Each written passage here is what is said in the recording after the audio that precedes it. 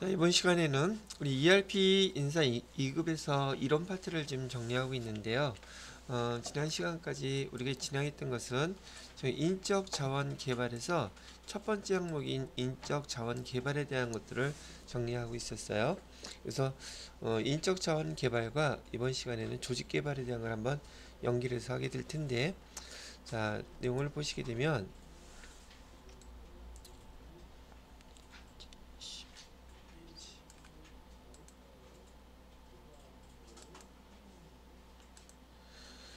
자, 인적 자원 개발 첫 번째 파트에 인사국과 그다음에 교육 훈련, 이동 관리, 경력 관리, 경력 개발 관리라고 하는 큰 네 가지 타이틀이 있었는데, 지난 시간에 이거 2장의 인적 자원 개발에서 첫 번째 항목에서 인사국가와 그다음에 교육 훈련 관리에 대한 것을 해봤어요.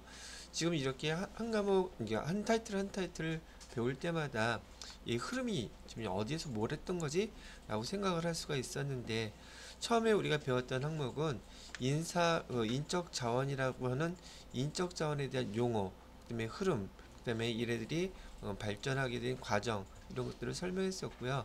그다음에 첫 번째 지나고 나서 두 번째로는 인적 자원을 확보라는 인적 자원 확보라는 파트를 공부했었어요. 그래서 회사에서 필요로 하는 인적 자원을 갖다가 확보하는데, 인적 자원을 확보하는 목적이 회사에서 어떤 업무를 해야 될지를 알아야 되잖아요. 그래서 직무 분석이라는 걸 했었단 말이죠.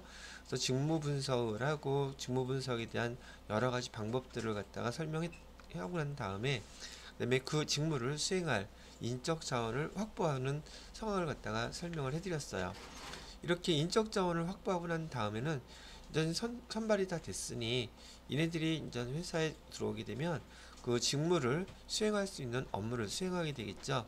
그게 업무를 수행하면서 그 직원들에 대한, 그다음에 그 인사국과 직무와 그다음에 그 직무를 수행하는 그 근로자의 그 고과를 갖다가 평가를 시행한다고 했었던 것이죠.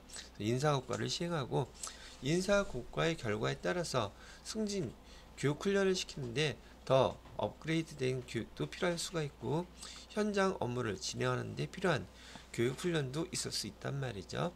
이렇게 인사고과 후에 교육 훈련도 하고, 그다음에 이동 관리를 하게 된다 그러는데, 바로 이 이동 관리가 인사고과의 결과로 좀 나타나는 그 절차들이란 말이죠. 그래서 지난 시간에 교육 훈련 관리까지 설명을 해드렸고요. 자, 이번 시간에 이동 관리를 설명해 드리는데, 이동 관리라는 건 또 뭘까? 그다음에 경력 개발 관리라는 것은 어떤 내용들이 있는지 한번 구분을 해보도록 하자는 얘기죠. 자, 이동 관리라고 하면은 보통 우리 회사에서는 인사 이동을 얘기를 하는데, 인사 이동이 어떤 것인지 한번 보게 되면, 종업원이 특정한 직무에 배치된 뒤 그의 능력이나 직무의 내용 변화 또는 기업 운영상 여러 여건이 변화함에 따라 수직적 이동을 하는 방법도 있고요. 그 다음에 수평적 이동을 하는 방법도 있답니다. 변화를 가져오는 인사관리상의 절차를 우리 인사이동이라고 부른대요. 그럼 이렇게 인사이동을 하는 목적이 뭘까? 인사이동을 하는 목적은 첫 번째, 계속 반복되는 것이지만, 인사관리 목적 자체가 생산성 향상이에요. 회사 입장에서는. 그 다음에 근로자들 입장에서는 어떤 동기부여라든지 개인의 만족감이라는 걸 얘기를 하는데, 여하튼간에 인사이동의 목적은 생산성을 향상시키기 위해서, 그다음에 동기를 부여하기 위해서, 그다음에 조직의 유연성을 제고하기 위해서, 그다음에 능력 개발과 인재 양성을 하기 위해서, 또 매너리즘을 타파하기 위해서, 직무에 대한 만족도를 증가시키기 위해서 이런 인사이동을 시행하게 된다는 얘기를 해주고 있습니다. 여기에 대한 내용은 이동관리에 대한 게 어디에 나와 있냐면, 여러분 교재에서는 90페이지하고 91페이지에 인사이동의 목적, 이런 타이틀로 정리된 것을 제가 여기다가 옮겨놓은 것입니다. 자, 그 다음 파트를 보시게 되면 이렇게 인사이동이란 용어를 통해서 인사이동이 이동관리의 한 방법이기도 하고요. 두 번째 방법을 보니까 이번에는 배치 관리라는 게 있네요. 배치 관리에는 선발된 사람을 특정 직무에 할당하는 것을 말하는데, 유능한 종업원을 선발했다 하더라도 이 배치가 잘못되면 기대하는 직무 성과를 얻을 수 없게 된다고 합니다. 합리적인 적정 배치를 위해서는 직무 요건, 업무에 대한 거죠. 그다음에 인적 요건, 직무와 사람이 명확하게 잘 맞아야지 돼요.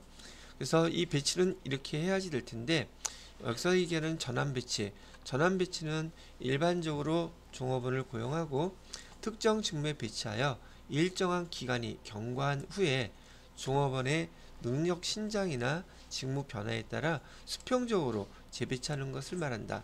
전환 배치는 수직적이 아니라 수평적이에요. 그래서 앞에서 이동 관리를 할 때 이 다음 파트가 이제 승진에 대해서 나오게 되는데, 이 배치 관리에서 전환 배치라는 것은 수평적으로 전환 배치하는 것을 얘기하고 있고요. 그러면 여기 전환 배치를 하는 목적은 또 뭐가 있을까? 인적 자원의 효율적 활용, 뭐 그렇겠죠. 자기 발전의 기회를 제공한다. 직무 충실화를 자극한다. 후계자 양성을 하게 된다. 요거는 시험 문제 나오게 되면 선택하기가 조금 애매해. 그렇기 때문에 봐둬야 될 필요가 있겠죠. 전환 배치할 때는 후계자 양성 그런 내용들도 포함이 되어 있다라고 보시면 되겠고요. 그다음에 동기부여 향상을 하는 목적으로 전환 배치를 할 수 있습니다라고 얘기를 하고 있는 거예요. 그래서 전환 배치의 목적은 이런 것들이 있다라고 얘기를 하고 있고요. 그러면 전환 배치의 목적은 그런 것인데, 전환 배치는 어떤 식으로 배치를 하게 될까? 전환 배치의 유형이라는 게 있대요. 제가 아까 말씀드렸던 것처럼 전환 배치는 수평적으로 배치가 되는 것을 얘기합니다 라고 얘기했었죠. 앞에서 얘기했던 이거 어저께 했던 건가? 생산이나 판매 변화에 따라서 전환 배치도 할 수 있고요. 그 다음에 순환 근무도, 교대 근무도, 그 다음에 교종적 전환, 뭐 어저께 이거 했던 파트인 것 같으네요. 그죠? 다시 한번 보시면 되겠고요. 이렇게 전환 배치의 유형이 있다고 얘기를 하고 있네요. 자, 그러면 좀 빨리 보고 넘어가도 되겠다. 자, 전환 배치의 원칙. 전환 배치의 원칙은 뭐 기본적인 내용들이겠지만은 적재적소, 적시의 원칙이 있다. 그다음에 능력주의, 균형주의, 인재 육성주의 이런 걸로 전환 배치하라고 되어 있답니다. 자, 그럼 배치는 이 정도까지 하면 어저께까지 해서 설명을 해드린 걸로 마무리하면 될 것 같고요. 자, 그 다음 파트에 이제 연결해서 나오는 것이 여러분 교재 92페이지에 보시게 되면 승진관리라고 되어 있어요. 전환 배치는 그 수평적으로 이렇게 배치가 되는 것을 말하는 데 반해서 여기 승진 그 관리라고 얘기하는 것은 여기서 뭐라고 설명되어 있느냐? 승진, 다들 많이 직장 생활을 하면서 기대하는 것들이죠. 종전의 직무에 비해서 더욱 많은 능력을 필요로 하는 높은 수준의 직무로 수직적, 그 다음에 상향적으로 이동하는 것을 우리는 승진이라고 부른대요. 승진의 기본 원칙은 여기도 마찬가지로 적정성의 원칙, 즉 적정성이라고 얘기하는 것은 승진 보상 크기를 말한대요. 조직 구성원의 공헌에 따라 어느 정도의 승진과 보상을 받아야 하는지 적정성과 크기를 파악해야 하며, 승진할 능력과 시기가 되었을 때 승진이 가능해야 된다는 원칙을 적정성의 원칙이라고 부른대요. 이건 보상의 크기라고 얘기하고요. 두 번째 적정성, 공정성. 공정성이라는 것은 승진했을 때 월급이 똑같으면 김새잖아요.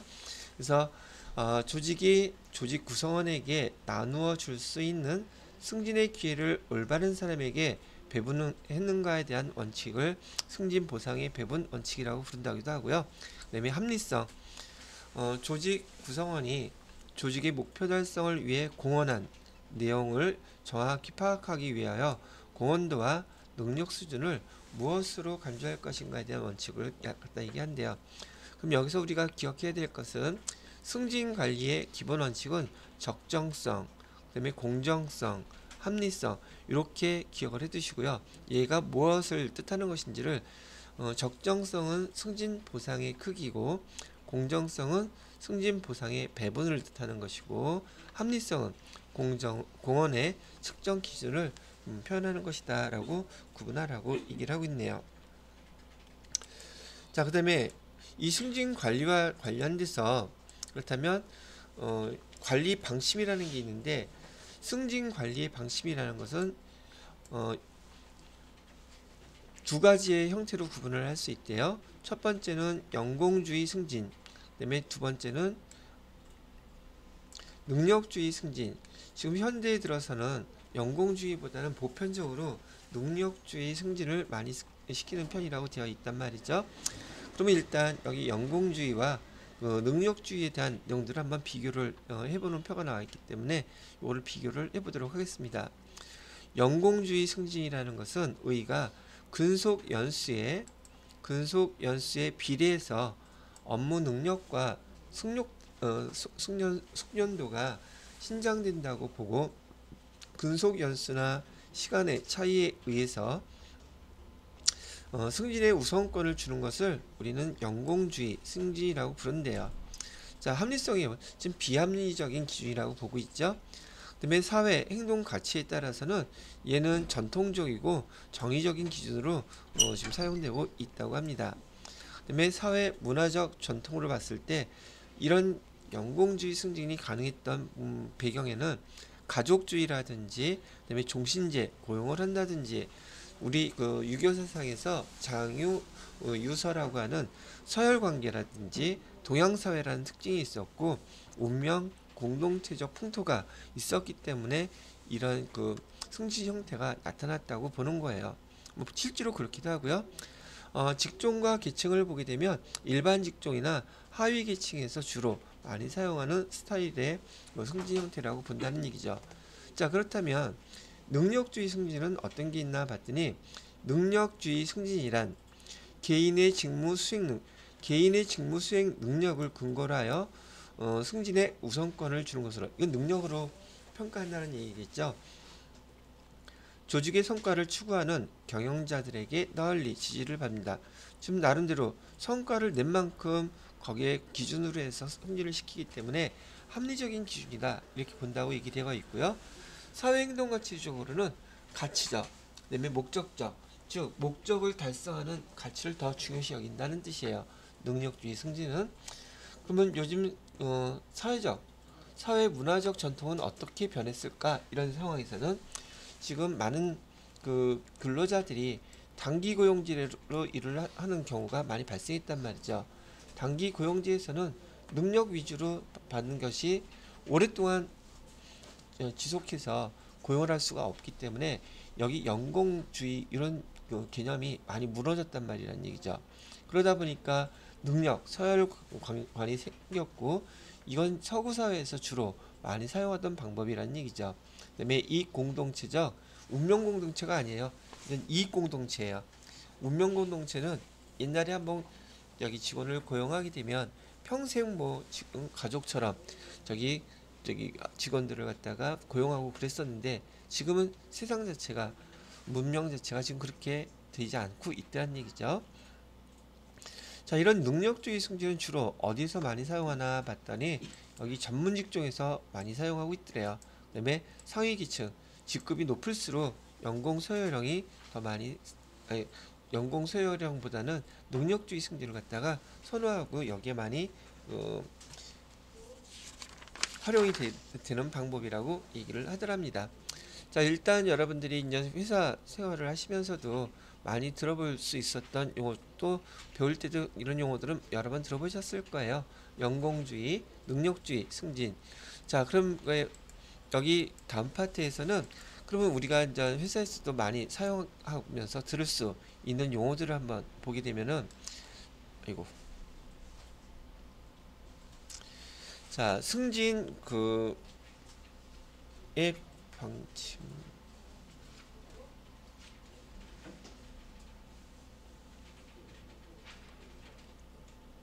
여기 승진 관리의 방침이 아니라 여기 승진 관리의 유형이 되겠네요.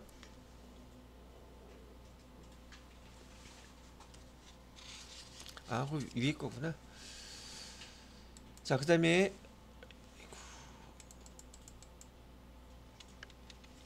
영공주의 승진과 그다음에 능력주의 승진의 승진 기준은 영공주의는 사람 중심이래요. 거기에 반해서 능력주의는 직무 중심, 업무 중심이라는 얘기겠죠.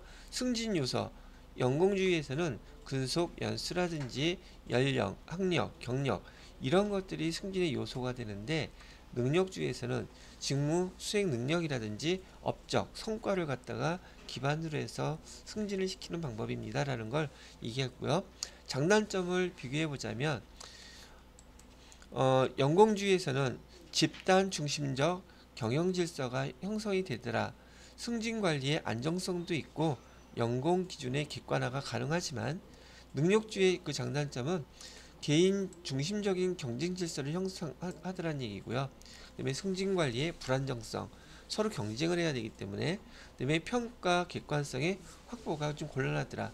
이 능력을 업적을 어떻게 누가 평가하느냐에 따라서 달라지다 보니까 능력주의 사회에서는 어떻게든 내 능력을 인정받기 위해서 여러 가지 정상적이지 않은 그런 상황들도 발생할 수 있다는 것을 얘기해주고 있습니다.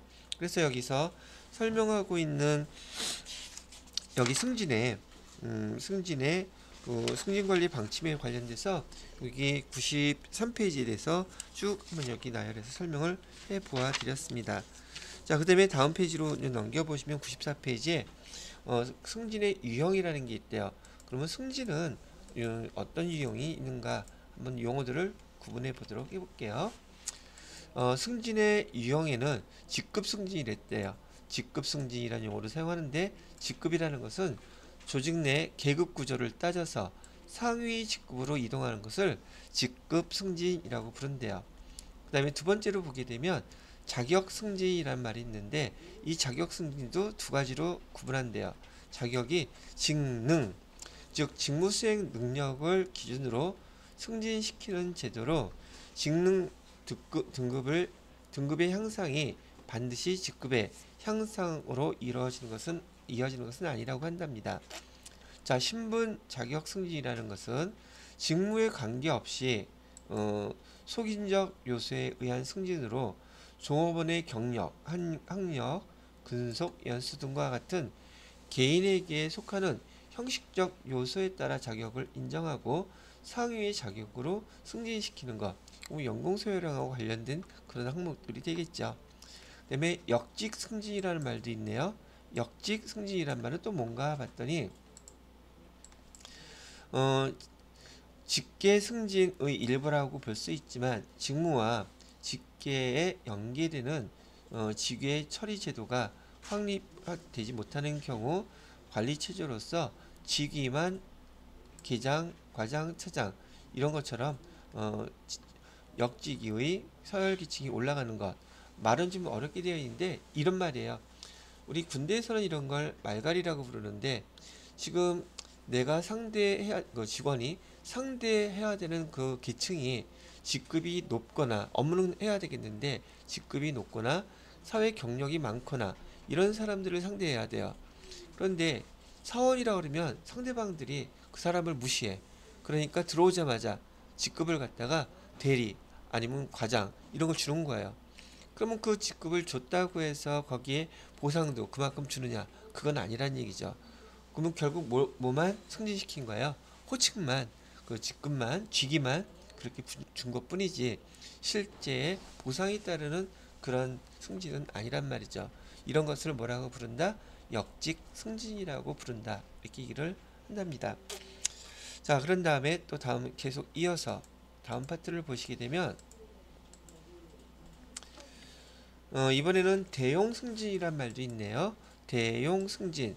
대용 승진이란 인사 채증과 사기 저하를 방지하기 위해서 직무 내용이나 임금의 실질적인 변화는 없이 직위 명칭, 자격 호칭 등 직위 심벌상의 형식적인 승진. 그런데 아까 역직 승진은 외부에 있는 우리 거래처라든지 이런 것을 상대하기 위해서 주는 것이라고 얘기한다면 지금 여기 대용 승진이라는 것은 좀 내부적으로 일정한 나이가 됐으면 일정한 무슨 경력을 지녔으면 그냥 체면상 승진시켜주는 호칭이라고 보시면 된다는 얘기예요. 그냥 대신 사용하는 승진이라는 뜻이에요. 그다음에 다음번에는 조직 변화 승진이라는 게 있는데, 승진 대상에 비해 직위가 부족한 경우 그 조직 구조 자체를 변화시켜 직위 계층을 만들고 그다음에 승진 기회를 확대하여 실시하는 승진, 조직 변화 승진이라는 건 이런 거예요. 예전에 부장이 있었어요. 부장이 있고 요 밑에 과장이 있는데, 지금 부장과 과장 요 사이에 지금 인원이 올라가야 될 사람들이 부장으로 다 올라가지 못하고 과장보다는 잘하는데 부장은 아니란 말이지. 그러니까 새로운 그 조직에서 여기 중간에 차장이라는 걸 하나 이렇게 만들어 놓은 거예요. 그러면 중간에 계층이 하나 더 생겼으니 승진을 할 수는 있겠죠. 또 요거 차장 만들어 놓고도 차장에서 그 다음 단계는 부장이어야 되는데 여기 올라갈 인원은 정해져 있고 부장까지 가기는 또 인원이 너무 많어. 그럼 여기서 하나를 더 만들자. 그래서 이번엔 뭘 만들었냐면 부장 대신에 부장과 같이 대우해주는 부장 대우라는 걸 또 만들어요. 이렇게 직급을 갖다가 조직 변화의 승진을 맞추기 위해서 만드는 것을 조직 변화 승진이라고 부른답니다. 자, 그 다음에 연공 승진이란 말도 나와 있네요. 연공 승진이란 말은 여기 조직원의 승진에 있어서 능력보다 그다음에 근무 경력이나 나이 등의 시간 차이에 의해 승진의 우선권을 준다는 개념으로 근무 연수에 비례해서 개개인의 업무 능력과 숙련도가 신장된다는 것을 기본 전제 조건으로 한다는 얘기예요. 아까 연공 승진이라든지 앞에서 그다음에 능력 승진이라든지 이런 거 배웠던 거 그 내용을 갖다 그대로 설명한 거예요. 이게 승진의 유형 중에 하나가 있다는 얘기고요. 그다음에 발탁 승진이라는 것도 있네요.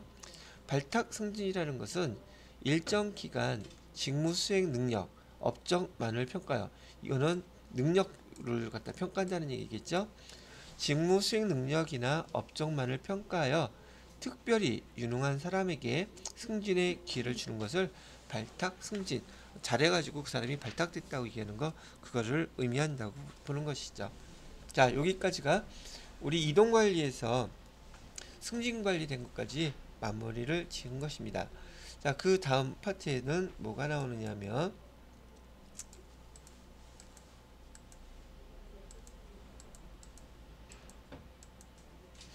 자, 이번에는 전 승진까지 하고 그 다음에 이직 관리라고 얘기하는 것은 이직 관리, 이직이라는 말은 우리 흔히 많이 쓰는 말인데, 일단 이직이란 용어가 어떤 용어인지 한번부터 구분을 해보도록 하겠습니다. 이직이라는 것은 종업원이 기업으로부터 이탈하는 거예요. 이직이란 말이 무슨 뜻이다? 기업으로부터 이탈하는 것을, 또 고용 관계가 단절되는 것을 우리는 이직이라고 부른다는 얘기죠. 이직이란 말 한자어로 보면 있잖아요. 우리 이별한다, 그다음에 이사한다, 뭐 등등 여러 가지가 있는데, 이 이자가 결별한다는 뜻이에요. 그냥 떨어져 나간다는 뜻이기 때문에 이탈하는 종업원이 기업으로부터 또는 직무 업무로부터 연결고리가 끊어지는 것을 우린 이직이라고 불러요. 자, 근데 회사에서 이렇게 이직이 발생하는 경우가 두 가지의 경우로 한번 나누어 볼 수 있답니다. 첫 번째는 자발적 이직이라고 그래서, 자, 자발적 이직에는 전직 또는 협의 이직 이런 말이 있어요. 전직이란 말도 많이 쓰죠. 우리 이제 이력서에, 자소서에 이런 것들을 갖다가 이제 이직이다, 전직이다 이런 말을 쓰게 되는데, 일단 현재 직장에서 일과 떨어지는 건, 회사가 끝나는 건 이직이란 용어로 쓰고요. 그런 다음에 다른 회사로 옮기는 것을 전직이라고 부르는 거예요. 자, 그래서 전직이란 말은 회사에 불만이 있거나 더 좋은 기회를 찾기 위해서 여기서 전직, 그러면 다른 직장으로 옮기는 것을 전직이라고 부른다는 얘기예요. 그럼 우리가 흔히 쓰는 말을 갖다 맞춰 쓴다 그러면, 현재 직장에서 이직을 하고 다른 직장으로 전직하려고 합니다. 이렇게 말을 연결시켜 두면 이직이란 용어와 전직이란 용어가 쉽게 받아들여질 거예요. 그 다음에 협의이직이란 말이 있는데 이거는 결혼, 그 다음에 임신, 출산, 질병, 가족의 이주 등으로 회사를 갖다 그만두는 거. 회사와 결별하는 건 똑같은데 이런 경우에는 이직이긴 한데 얘를 협의이직이라고 부른다는 얘기예요. 자, 그런 다음에 비자발적 이직이 있대요. 비자발적인 이직은 직원은 그만두고 싶지 않은데 그 회사와 끝나게 됐다는 얘기죠. 이별하게 됐다는데 이런 비자발적 이직에 해당되는 용어는 징계, 해고, 일시 해고 이런 것들로 나눈대요. 기타도 있는데 징계 해고는 회사 규정이나 그다음에 불충분한 업무 수행으로 인해서 해고되는 것을 우린 징계, 해고 또는 회사의 그 경영에 회사 경영 악화로 인해서 차후에 다시 고용하는 것을 조건으로 해고하는 정리해고도 여기 해고에 해당된다고 얘기를 보고 있네요. 그다음에 일시해고, 경제적 불황, 인력 과잉, 그래서 인력을 감축하기 위한 것 이런 것은 일시해고.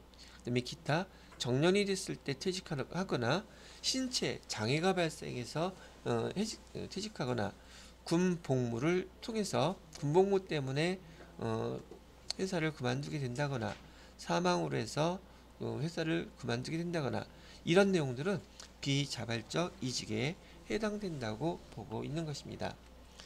자, 그 다음에 이직관리에 대해서는 또 어떤 내용이 있느냐 하면 이번에는 퇴직이라는 말을 쓰네요.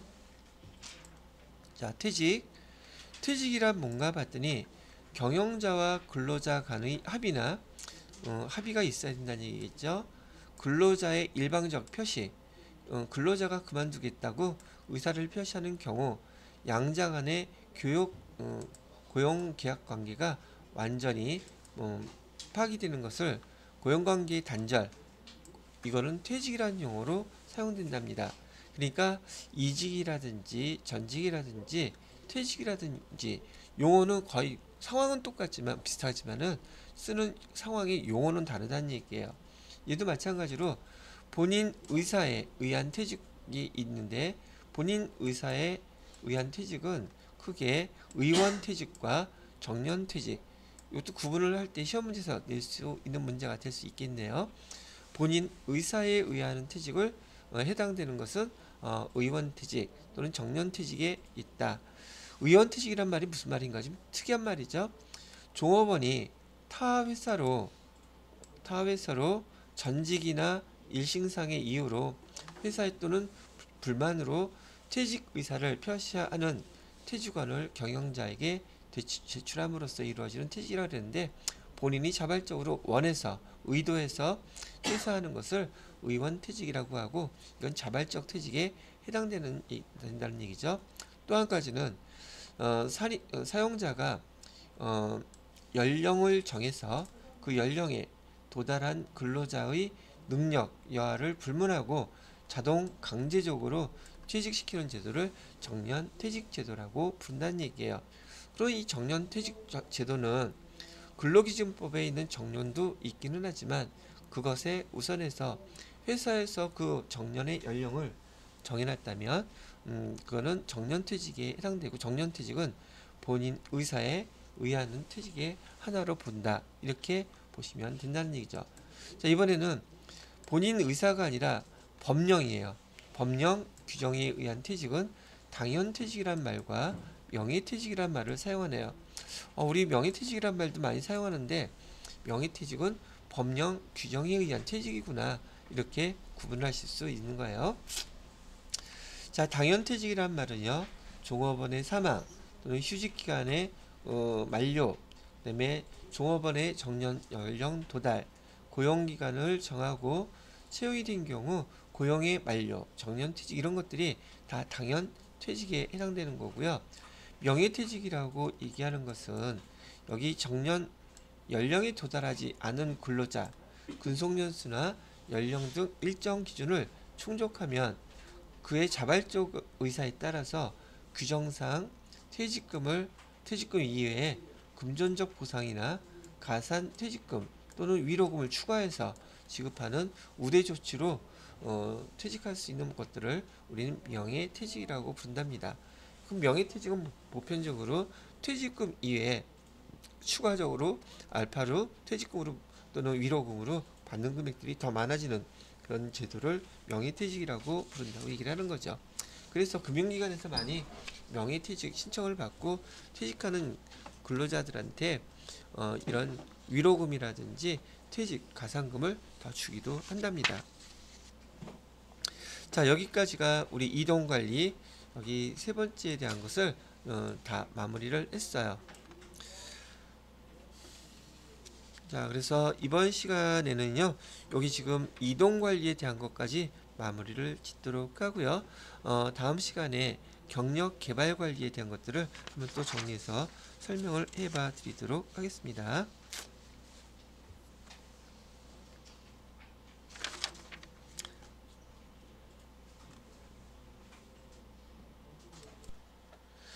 자, 지난 시간에 이동관리의 마지막 파트인 퇴직관리까지 했고요. 이번 시간에는 요 다음 파트인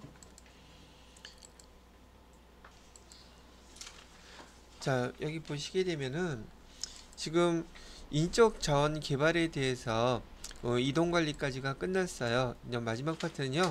경력 개발 관리라고 하는 파트랍니다. 자, 경력이라는 말 우리 흔히 많이 쓰이긴 하는데 경력이라는 말을 용어로 한번 볼까요? 한 개인이 일생을 걸쳐 일과 관련하여 얻게 되는 경험을 우린 경력이라고 부른다는 얘기예요. 그다음에 경력을 개발한다 라는 말 뜻은 개인의 경력 목표를 달성하기 위한 경력에 대한 계획, 수립, 그다음에 조직의 욕구와 개인의 욕구가 합치될 수 있도록 개인의 경력을 개발하는 활동을 갖다가 경력 개발이라고 하는데 이 경력 개발은 우리 흔히 지금 계속 얘기하고 있는 회사와 그다음에 개인, 조직과 개인의 욕구가 공통분모가 될 수 있도록 합쳐서 개발하는 활동을 경력 개발이라고 부른다는 얘기예요. 자, 그래서 여기 보시게 되면 경력 개발이라는 것은 우선 경력에 대한 목표를 갖고 있어야 되고 그 목표에 대한 계획을 세우고 자, 그다음에 개발하기 시작해야 된다는 얘기를 하죠. 경력 목표라는 얘기는 개인이 경력 개발을 통해 도달하고 싶어하는 미래의 지위, 이게 이제 목표가 될 것이고요. 미래의 지위가 될 것이고요.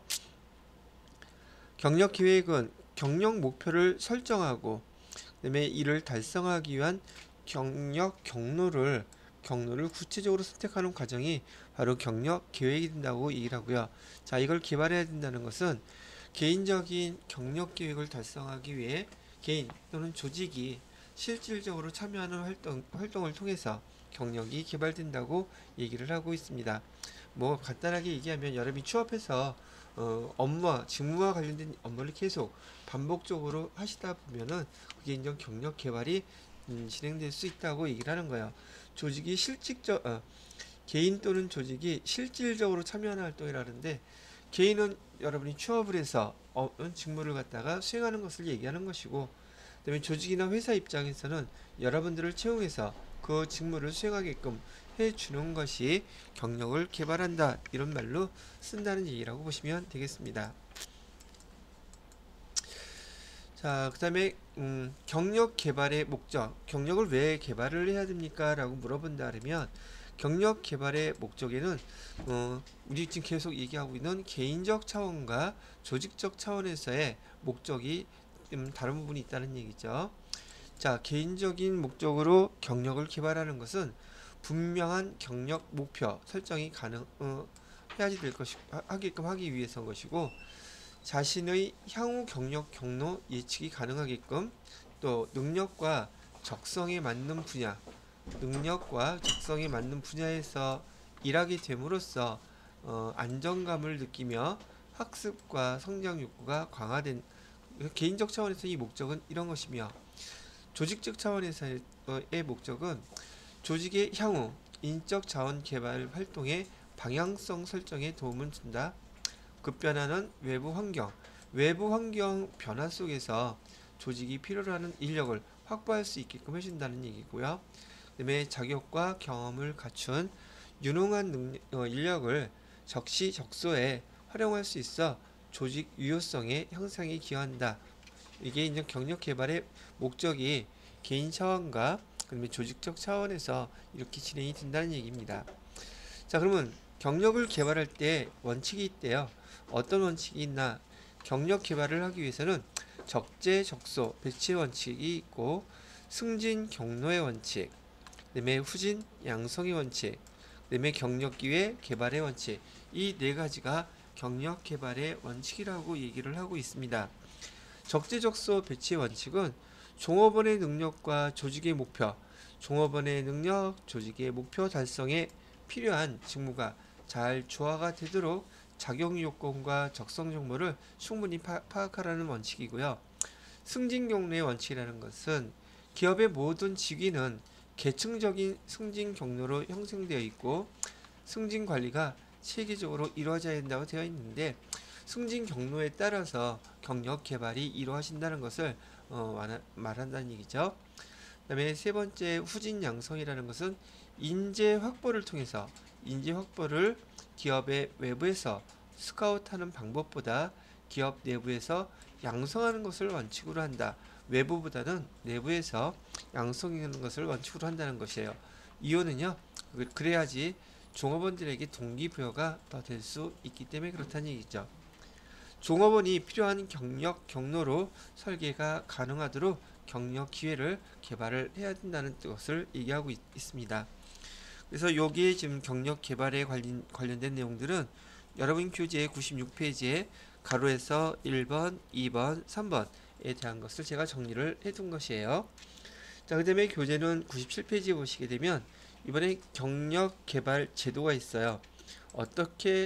경력 개발을 하기 위한 제도는 어떤 것들이 있나 봤더니 첫 번째 자기 신고 제도, 두 번째 직능 자격 제도, 세 번째 기능 목록 제도, 그다음에 네 번째 직무 순환 제도. 반복돼서 나오는 용어들도 계속 있어요. 마지막으로는 마지막이 다섯 번째로는 종합평가센터 제도 이런 것들이 있는데 경력개발 제도 중에서 자기신고 제도라고 얘기하는 것은 종업원이 자기의 직무 내용이나 자기 것만 하는 거죠. 또 담당 직무, 능력, 활용도 개발하고자 하는 능력, 적성 여부, 전직 여부, 보유, 자격 등에 대해서 일정한 양식의 자기신고서를 갖다가 스스로 작성하는 거예요. 그래서 인사 부분에 제출하는 것을 자기신고제도라고 합니다. 이렇게 얘기를 하고 있고요. 직능 자격제도는 직무를 수행할 수 있는 능력을 자격 등급으로 나누고 그 자격을 취득한 사람에게 그에 맞는 지위를 부여하는 방법을 우리는 직능 자격제도라고 이렇게 부른다는 얘기예요. 자, 세 번째 기능 목록 제도라는 게 있는데 이 기능 목록 제도는 직무 수행 능력 평가에 있어서 필요한 정보를 파악하기 위해 개인별 능력 평가표로 이건 개인별 능력 평가표로 구성되어 있는 것이군요. 종업원별로 기능 보유 세기를 작성해서 데이터베이스에 저장하여 이적 자원 관리와 이적이 아니라 이력 자원이겠죠. 경력 개발에 활용한다고 하는 항목이랍니다.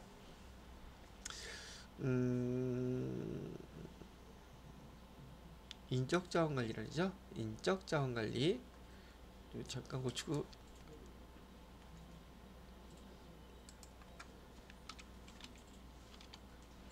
인적 자원 관리와 경력 개발에 활용을 합니다. 라고 하는 것이고요.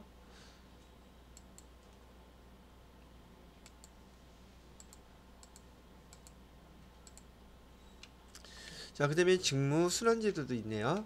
경력 개발을 하기 위해서 직무 순환 제도도 있는데 앞에서 얘기했던 제도하고 똑같은 거죠. 내용이 담당 직무를 순차적으로 교체함으로써 기업의 직무 전반을 이해하고 지식, 기능, 경험을 풍부하게 하는 것으로 개인을 조직의 여러 분야에 노출시킴으로써 개인의 폭넓은 경험을 제공하게 하는 그런 제도를 얘기하고 이것도 경력 개발 제도 중에 한 방법으로도 사용된다는 얘기예요.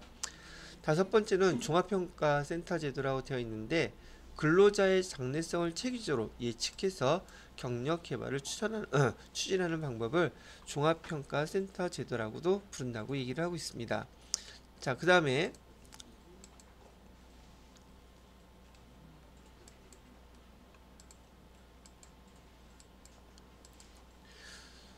추가적으로 여기 능력 개발 시스템 제도라는 용어도 있고요. 경력 경로화 제도라는 것도 있대요. 능력 개발 시스템 제도는 개개인의 적성에 맞는 진로를 선택하여 자신의 능력을 개발시켜 나가는 과정에서 나타나는 직무 순환과 그다음에 연수 참가나 자기 개발을 위한 지식, 그다음에 기술을 습득하는 방법을 능력 개발 시스템 제도라고 부른다는 얘기고요. 경력 경로화라는 것은 개인들이 미래에 보다 높은 수준의 직무를 수행할 수 있도록 비공식 또는 공식적으로 교육, 훈련, 직무 경험을 제공하는 개별 활동의 연속으로 조직에서 종업원들의 한 직무에서 다른 직무로 연속적으로 진전시키면서 훈련하는 기법을 경력 경로화라고 부른다고 얘기를 하는 거예요. 제품이 만들어질 때 그 순서 차례차례 진행되면서 완성되는 것처럼 경력 경로화도 그 단계에 맞게끔 하나가 끝나면 그 다음 단계, 그 다음 단계 끝나면 그 다음 단계 계속 이렇게 경로를 따라가면서 경력을 개발하는 것을 말하는 것으로 보시면 되겠다는 얘기죠. 자, 이번에는 경력 정체라는 말을 갖다가 쓰기인데 경력 정체는 또 뭔가 봤더니 조직 내에서 승진이 정체되거나 책임 있는 직위로 이동이 막힌 상태. 우리 차량 같은 경우 정체 현상 벌어지는 거하고 똑같다고 보시면 돼요. 경력이 더 이상 업그레이드가 안 돼. 계속 그 일만 하고 있는 거예요. 그러면 어떨까? 불만족이 쌓이겠죠? 그런 거 얘기하는 겁니다. 이걸 갖다가 우리 드물게 들어보는 용어로 경력 정체라고도 부른다는 얘기를 하는 거예요. 우리 차만 정체되는 게 아니라 이런 것도 정체가 될 수 있다는 얘기죠.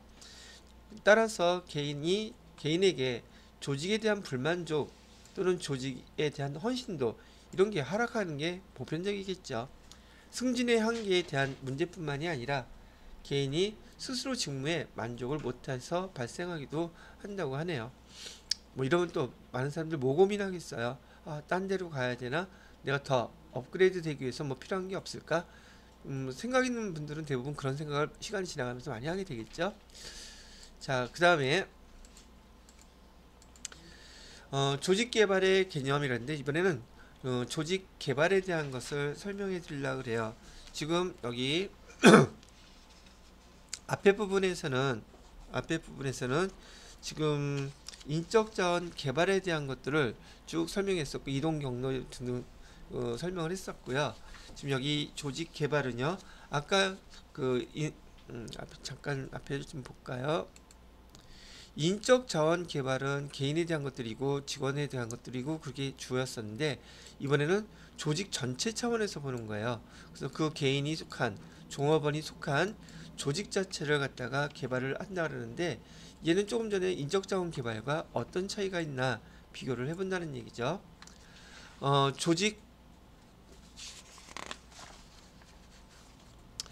조직 변화의 한 방법으로서 조직의 효율성을 계속 유지하기 위하여 변신을 되풀이하고 재투자하여 향상된 그 환경에 잘 적응하도록 조직을 만들어가는 과정이라고 얘기를 하고 있네요.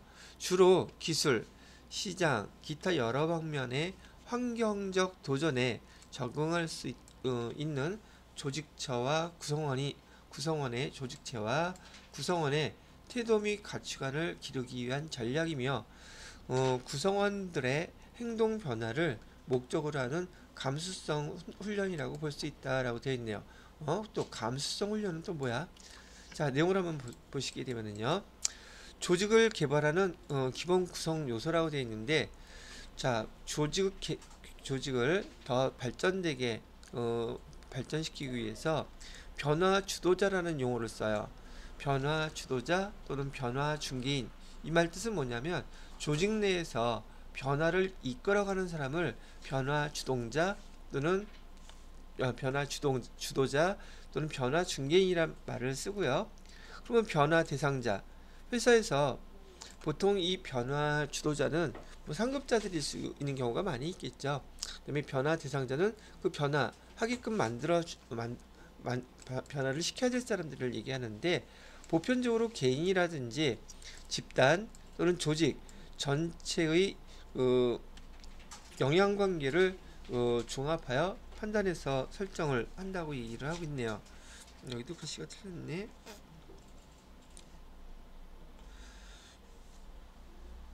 영향관계죠. 양향관계가 아니라.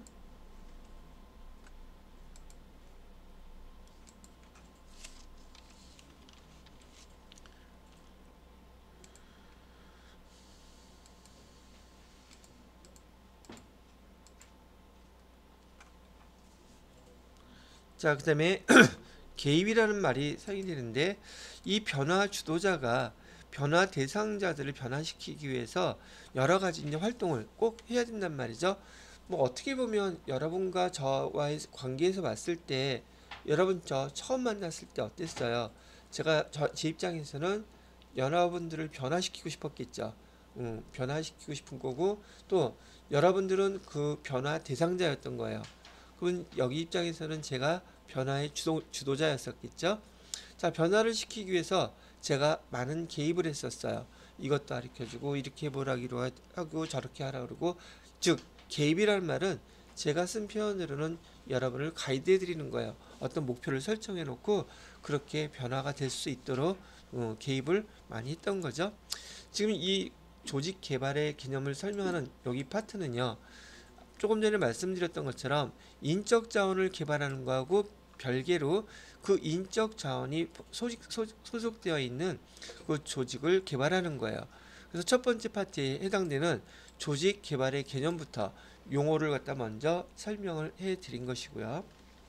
자, 그렇다면 요 다음에 두 번째 파트에서는 그럼 조직 개발은 어떤 과정을 통해서 되는지 조직 개발의 과정을 설명을 해 드려 보겠습니다.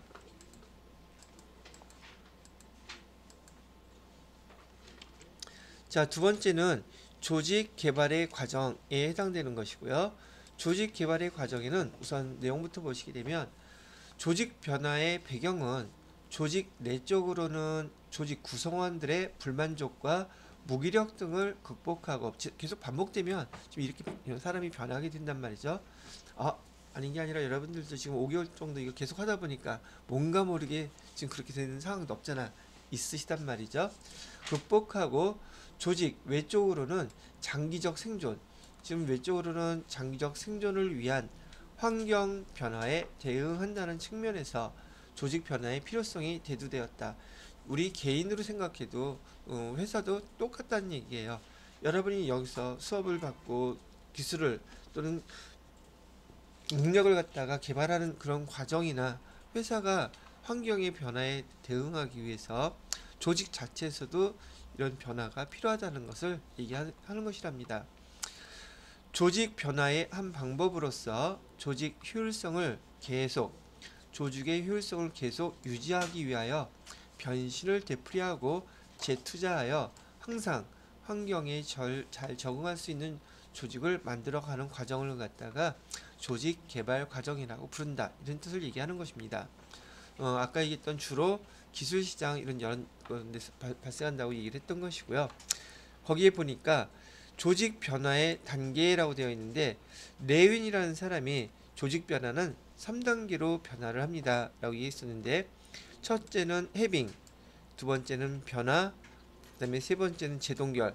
해빙, 변화, 재동결 이런 걸 썼는데, 지금 이 조직 행동론에서 여기 레윈이라는 사람이 조직의 변화를 해빙이다, 변화다, 재동결이다, 이거 지금 보는 순간 우리 그 동양사상에서는 얘를 갖다가 뭐라고 많이들 표현하냐면 정, 반, 합이라고 불러요.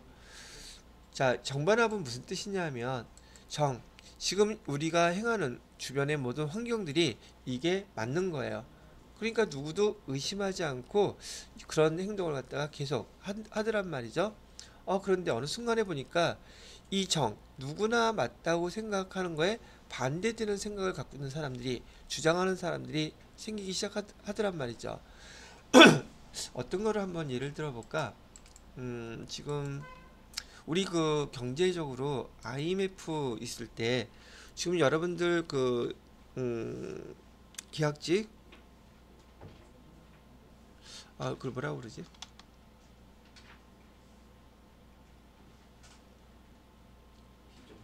비정규직. 어떻게 알았어? 내 마음을 그렇게 잘 꿰뚫었어? IMF 전에는요, 보편적으로 회사에서 비정규직이란 이 직무 자체가 이게 좀 많지가 않았었어요.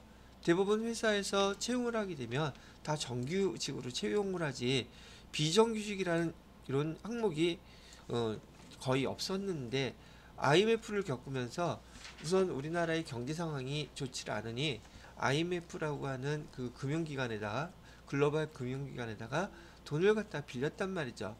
그랬더니 거기서 요구하는 게 지금 인력들이 너무 많이 남아서 문제가 되니 인력에 대한 구조조정을 하래요. 그러면서 이 비정규직을 갖다가 만들라는 얘기를 했던 거죠. 그래서 예전에는 비정규직이라는 게 없었는데 다 정규직이 보편적인 생각이었단 말이죠.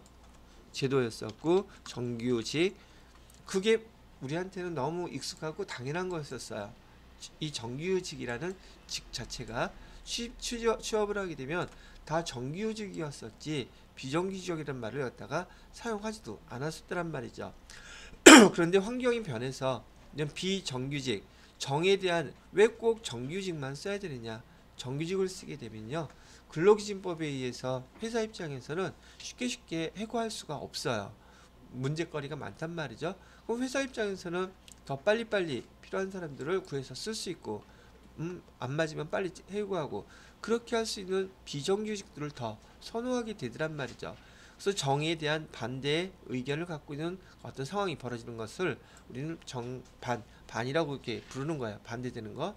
그러다 보니까 정에 대한 반대의 의견들이 생겼다가 요 두 개가 시간이 또 흘러가게 되면서 이 정과 반의 공통되는 것을 갖다가 새로 하나의 패러다임을 만들어 놓는 융합의 관계죠. 융합되는 과정이 또 생기더란 얘기예요. 그게 다시 이게 합의가 돼서 그 방법을 따라가게 된다는 거예요. 그럼 이게 합의 됐으면 얘는 다시 누구나 공감하고 그게 맞는 거지 라고 누구나 공감해서 생기는 정반합, 다음에 다시 정이 되는 거예요. 이게 이 과정이 계속 반복적으로 되면서 발전을 한다고 해요. 그래서 정반합 이렇게 이론을 갖다 얘기를 하는 것인데, 여기도 조직 변화를 할 때 해빙이라는 게 바로 이 정에 해당돼요.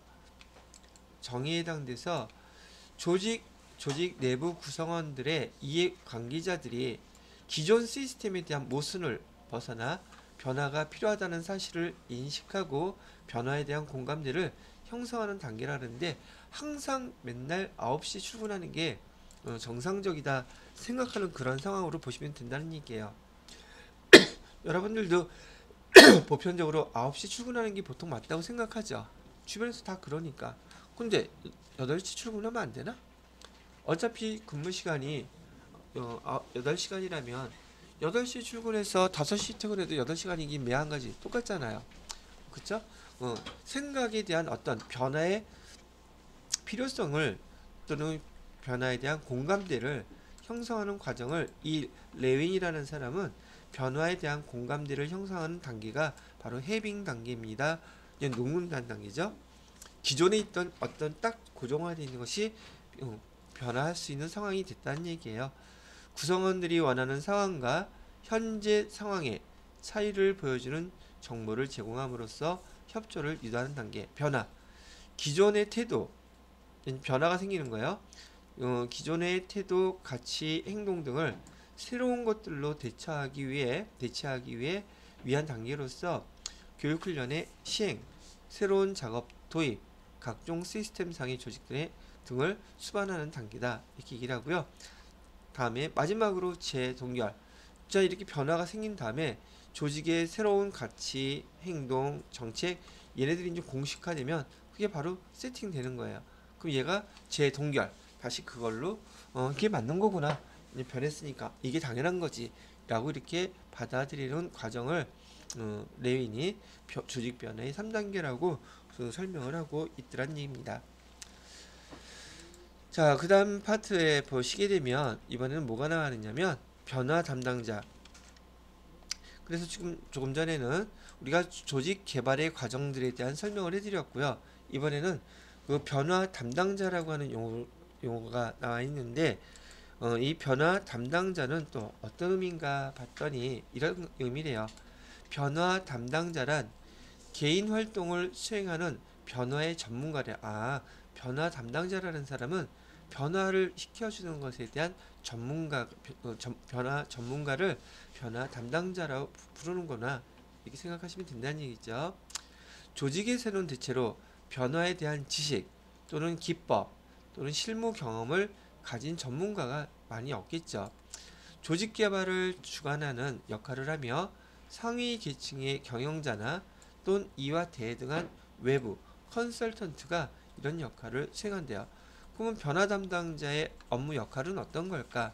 변화 담당자의 업무 역할은 조직 개발의 목표, 그다음에 목적을 파악하고 그다음에 문제점을 진단을 한대요. 조직의 변화에 계획적으로 적절히 개입하여 전략적으로 체계적으로 변화를 관리해주는 역할도 하고 있고요. 다양한 형태의 권력과 리더십을 사용해서 변화를 유도한답니다. 변화를 실질적으로 집행하는 과정에 있어서 피드백, 수정, 강화 역할을 담당하기도 하고요. 집행된 변화의 결과, 그다음에 효과, 주기적으로 측정해서 이를 측정하고 평가하고 변화의 과정을 조정하는 역할을 누가 하느냐? 바로 이 변화 담당자가 주로 담당을 하고 있더란 얘기예요. 이런 내용은 여러분 교재 99페이지에 보시게 되면 변화의 담당자라고 해서 변화 담당자에 대한 전반적인 얘기를 먼저 해놓고 있어요. 자, 그렇다면 이런 내용들을 담고 있는 이 변화 담당자는 변화 담당자의 기능은 어떤 것들이 구체적으로 있는지 한번 보자는 얘기죠.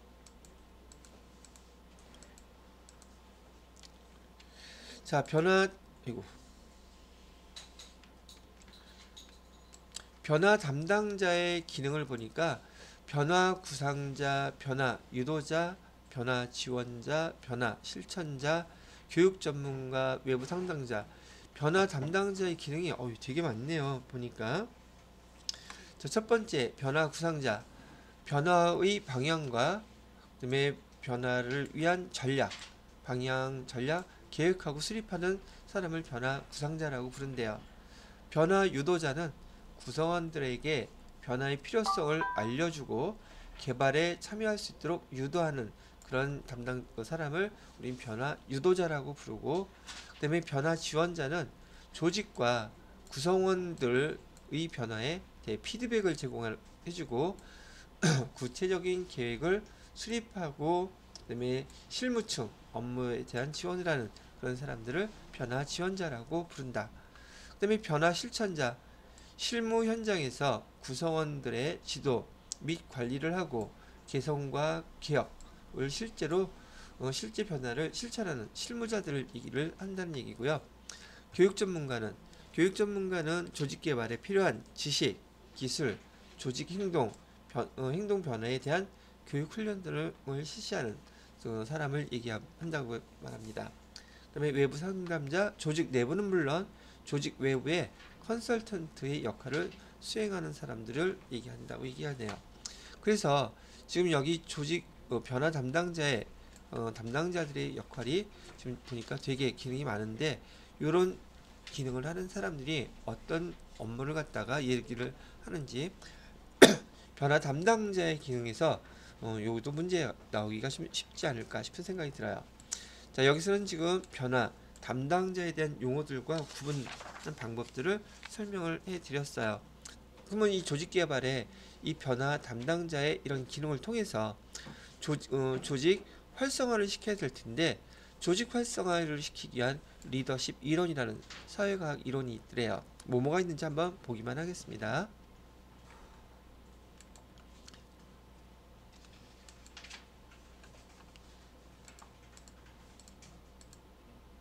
자, 조직 활성화에 대한 그 리더십 이론이라는 게 있는데, 리더십이라는 게 뭡니까? 라고 물어본다면, 구성원들이 맡은 일을 열성적으로 실현할 수 있도록 이끌어주는 기술이 바로 리더십이래요. 또 구성원들이 특정 목표를 지향하게 하고 그 목표를 달성하기 위해 실제 행동하도록 영향력을 행사할 수 있는 게 바로 이 리더십이라고 부른다고 얘기를 하네요. 자, 그렇다면 리더십이란 말은 우리 엄청 많이 사회생활하면서도 썼던 것이었었는데, 이 리더십의 종류가 한 6, 7가지가 있는데, 첫 번째 거래적 리더십이란 말이 있대요. 거래적 리더십이 뭔가 봤더니 지도자와 그다음에 부하들 간에 각자 필요하는 것을 거래를 통해 변화를 가져오는 리더십이라고 얘기를 하고 있네요. 자, 어떤 건가 봤더니, 자, 네가 이거를 하게 되면 높은 성과를 내게 되면 보상해줄게, 이렇게 약속을 한대요. 그리고 노력 및 업적에 따라서 보상과 칭찬을 해준다는 얘기죠. 이런 것들이 거래적 리더십의 첫 번째 행태이고, 또 뭐 있느냐면 부하의 행동이 규정이나 관례에 어긋남이 없는지 감독, 관찰, 시정, 이런 것들도 거래적 리더십에서 발생이 된다고 하는데, 문제는 뭐냐면 거래적 리더십은 책임을 회피하고 중요한 결정은 상사나 또는 부하에게 미루는 편이라고 얘기를 한다는 얘기예요. 이런 상황은 어떤 상황이라고 하면 좋을까? 그 상사와 부하 직원 사이에서 우리 드라마 같은 데서 많이 보는 그런 상황인데, 자, 어떤 미션을 주고 그걸 달성하면 거기에 대한 보상을 해주겠다고 그래요. 근데 꼭 이런 식으로 해서 그 목표를 달성해 제시를 해준단 말이죠. 근데 만약에 그게 실패로 돌아가잖아요. 내가 너한테 그걸 일임을 했었잖아. 그건 내 책임이 아니라 네가 못한 거야. 책임을 떠넘긴단 말이에요. 이렇게 거래를 통해서 서로 필요한 부분만 취하려고 하는 그런 리더십을 우린 거래적 리더십이라고 부른다고 여기서 얘기를 하고 있어요. 거기에 반해서 변혁적 리더십은 뭔가 봤더니, 조직 구성원들이 리더를 신뢰할 수 있게 하는 카리스마를 지니고 있으며, 조직의 변화를 가져올 수 있는 새로운 목표를 제시하고 성취할 수 있도록 하는 리더십이라고 얘기를 하네요. 자, 카리스마 있는 리더, 어떤 사람이 있을까? 저 얼핏 떠오르는 사람이 저기 누구지? 그게 뭐죠? 영화에서 어벤져스에서 나오는 날라다니는 애 있잖아. 로봇 옷 입고. 누구지? 크게 얘기해줘. 손에서 이렇게 확 나가는 애 있잖아. 아이언맨. 거기 그 회장이 있죠. 그 사람, 그 사람 같은 경우는 그 회사의 회장이면서도 그 모든 그런 것들을 리드할 수 있는 카리스마가 있는 그런 사람들이잖아요. 그런 리더십을 갖다가 변혁적 리더십이라고 불러요. 자, 거기 특징을 보니까 부하들에게 비전을 제시하고 신뢰하면 자긍심을 유발할 수 있다는 얘기고요. 부하들의 지혜와 논리성, 문제 해결력 등을 일깨워주는 지적 자극을 가하게 된다는 얘기죠. 부하 한 사람을 존중하며 개별적인 관심을 가지기도 하고요. 목표를 쉽게 설명해주고 더 높은 기대를 갖도록 동기를 부여해주는 그런 리더십을 우리는 변혁적 리더십이라고 부른다고 하는 거예요. 자, 세 번째는 슈퍼 리더십이 있다고. 슈퍼맨 나왔네. 슈퍼 리더십. 리더가 먼저 셀프 리더의 행동을 보임으로써, 우리가 흔히 얘기하는 예는 뭐냐면요, 솔선수범하는 거예요. 무조건 그 리더가 먼저 모든 걸 다 해. 그러면 그 따라오는 그 다른 관계자들도 그 리더의 행동에 모범을 보여주니까 그대로 따라 하려고 하는 그런 리더십, 이를 뭐라고 부른다? 슈퍼 리더십이라고 부르고, 리더가 먼저 셀프 리더의 행동을 보임으로써 부하의 대리학습 모델이 되고 부하 스스로 셀프 리더가 될 수 있도록 목표 설정을 지원하고 코칭 역할을 하며 조직이 스스로 변화하도록 변화 담당자로서의 역할을 하는 리더십을 우린 슈퍼 리더십이라고 한다. 이렇게 얘기를 하는 거예요. 자, 그 다음에 또 뭐가 있는가 봤더니 리더십의 종류. 리더십의 종류에서 지금 네 번째 카리스마 리더십, 그 다음에 팀 리더십, 코칭 리더십. 그 리더십에 대한 내용들을 계속 설명하고 있죠. 카리스마 리더십은 모범적, 그 다음에 기업가적 행동을 통해 개인적 권력을 행사하거나 미래의 비전을 알아보고 현재 상태를 변화시키려고 노력할 뿐만 아니라 조직을 둘러싸고 있는 환경을 정확히 평가하고 그 다음에 목표를 성취하는 리더십이래요. 고도의 자신감, 그 다음에 자기 신념이 높은 확신, 영향력 행사에 대한 강력한 욕구, 자기가 유능하고 여기 카리스마 리더십은 있잖아요. 잘못 보이면 밥맛 없어, 재수 없어요. 자기만 잘났으니까. 근데 드라마 같은 데서 잘 나오죠. 그런 그 행동을 보이는 그런 그 기업에 사람들이 있어요. 자기가 유능하고 성공적이라는 인성을 심어주기 위해 지속적으로 노력한답니다. 행동뿐 아니라 부하들의 희망, 이상, 감정에 호소하기도 한다고 하죠. 거기에 반해서 팀 리더십은 조직이 보통 팀으로 이루어지면서 팀장의 리더십이 아주 중요하게 되었어요. 요즘 현대에 들어서는 팀장은 코치나 촉진자, 스포츠팀의 감독의 역할을 수행하여 팀원의 강점, 약점을 파악하고 팀을 개발시키는 중요한 역할을 하고 있다고 합니다. 자, 내용을 보면 팀과 관련된 외부와의 연락자 역할도 하고요. 그 다음에 회의와 협상을 주선하기도 하고 팀원 간의 갈등이 있으면 분쟁이 있으면 이를 제거해 주기도 하고 갈등을 최소화하려고 노력하겠죠. 이게 지금 그 스포츠 팀의 감독이나 회사에서 그 팀장들 있잖아요. 회사의 팀장들의 그 역할이 이런 것들을 주로 하는 그 역할이에요. 그러니까 이런 팀에서 이런 리더십이 필요하다고 얘기를 하는 것이고요. 팀원에게 할 일을 제시하고 가르쳐주고 지원하며 장단점을 관찰한다. 요건 다 뭐에 대한 설명을 하고 있어요? 팀 리더십을 설명하고 있고, 여러분들이 이제 문제에서는 여기 조직 활성화에 대한 리더십 이론 중에서 여기 설명을 해놓고선 이건 어떤 리더십에 대한 설명인가요? 어떤 리더십에 대한 특징인가요? 그런 것도 문제를 물어볼 수 있는 항목들이에요. 자, 그 다음에 코칭 리더십, 문제 해결 방안을 전문가가 직접 제시하기보다는 해결 당사자가 해결 방안을 스스로 발견할 수 있도록 지원하는 방법이라고 그랬는데, 제가 여러분들한테 저기 기출문제 풀고 문제 하라고 그러잖아요. 제가 일일이 다 풀어주나요? 모르는 것만 질문하면 가르쳐주나요? 그거죠. 할 수 있는 건 할 수 있게끔 내버려 두고, 그다음에 해결 못하는 거를 코치해 주는 거예요. 뭐 그런 코칭 리더십의 방법이기도 하다는 얘기입니다. 자, 그래서 여기까지 조직 활성화를 위한 리더십 이론이라는 항목까지 해서 그 이후에 저는 코칭 리더십까지만 설명을 해드렸는데, 셀프 리더십이라는 것도 맨 밑에 하나가 더 있네. 교재에 보시게 되면 제가 뭐 다 쓰지는 않았어요. 그래서 여기 우리 2장에 인사관리 이론에 대해서 여기 인적 자원 개발이라고 되어 있는 두 번째 장을 마무리하게 되었습니다. 자, 요거는 어디에 있었던 항목이냐면 우리 맨 위로 올라가 보시게 되면 인사이급 이론에서 1장은 인적자원 확보에 대한 거, 여기 세 가지를 지난번 진행했었고 지금 끝난 것은요 바로 여기에 대한 거예요. 인적자원의 개발에서 1번 타이틀이 인적자원의 개발이었었고요. 지금 방금 끝난 부분이 조직 개발에 대한 거였었습니다. 그리고 다음 시간에는 제 3장에 해당되는 거, 이렇게 그 인적자원 관리를 통해서 지금 거기에 대한 보상을 해줘야 되겠죠.